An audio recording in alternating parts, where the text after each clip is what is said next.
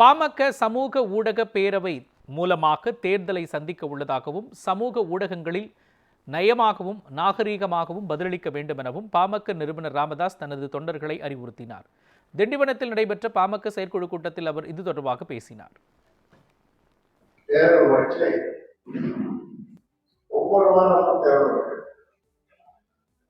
அந்த வகையில தான் சிறப்பாக நாம் செய்ய முடியும்.